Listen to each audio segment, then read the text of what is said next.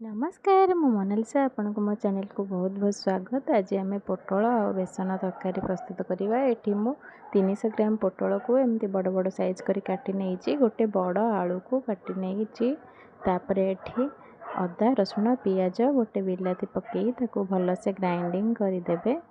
एठी मु पैन रे तेल गरम करी पोटल और आलू को एठी गोल्डन हैला पर्यंत फ्राए करदेवे। एठी पोटल आलू भाजिला बेले गोटे चम्मच लुण अल्प टिके हलदी पकई ताको भल से फ्राए करेंगे टिके समय जमी पोटल कलर चेंज टिके हो आलूर भी। ये मोर मसला पेस्ट रेडी हो जाइए।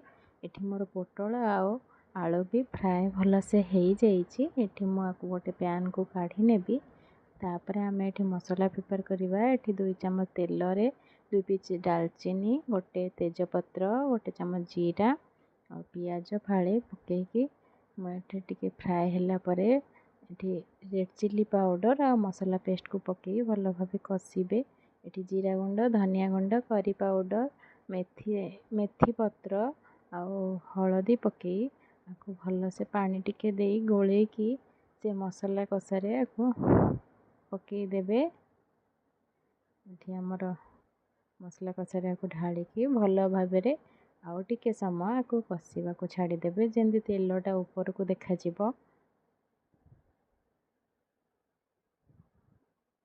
मसला भल से कषि होची भल से 10 मिनट मसला को कषिबे। ये मसलार भल से पानी मरी गलानी। एठी मु पोटल और आलू को पकई अल्प टिके कषि तापर मुझे पानी देदेवी। पानी दे आपको घोड़े की टिके समय कषिकी सीझेबे टिके समय। एठी मु पकुड़ी करिवा पई बेसन नहीं 2 बड़ चम्मच भुर्संग पत्र पियाज फाड़े अदा रसुण पेस्ट गोटे चम्मच जीरा गुंड धनिया गुंड लुण टिके हलदी टिके पकईकी आपको टिके पानी देकी भल से गोले आपको पकुड़ी आकार छोट छोट करी छाणी नेबे। भल भाव फेंटी देवे जमी बेसन मुंडा अंश किसी रही।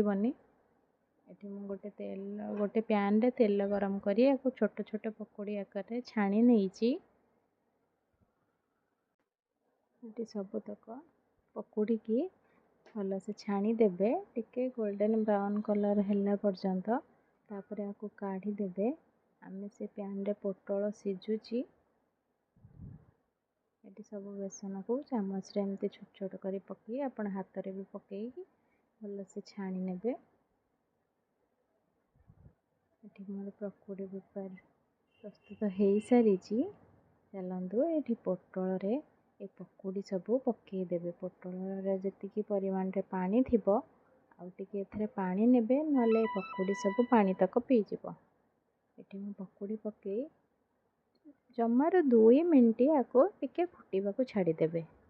बेसी समय फुटेले ये मु डालचीनी गुंड पकई टिके समय गोले ये बंद करदेली। तापर देखंतु मोर पोटल आ पकोड़ी तरकारी एमती बहुत सुंदर देखा प्रस्तुत हो जाइए पूरा। आपण या भात और रोटी जहाँ सहित भी खाई पारिबे। आपन को जदि मो वीडियोटी भल लगी ताहले please please please like share and subscribe करने को भूलें। Thank you for watching.